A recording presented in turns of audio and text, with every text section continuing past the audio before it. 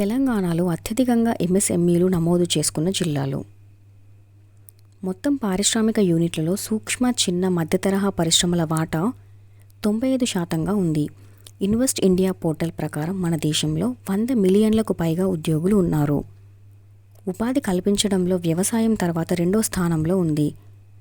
రాష్ట్ర పారిశ్రామిక పునాదిని విస్తరించడంలో ఎంఎస్ఎంఈలు చాలా కీలకం. ఇది వ్యవస్థాపకతను ప్రోత్సహిస్తుంది మరియు జీవనోపాధి అవకాశాలను అందిస్తుంది.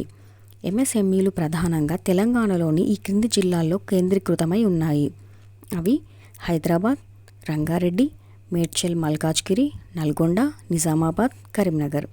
వీటిలో ఎంఎస్ఎంఈల్లో హైదరాబాద్ వాటా అత్యధికంగా ఉంది. ఉదయం పోర్టల్ ప్రకారం మైక్రో యూనిట్లు అత్యధికంగా రిజిస్టర్ అయిన పారిశ్రామిక యూనిట్లు. దీనికి సంబంధించిన అడిషనల్ ఇన్ఫర్మేషన్.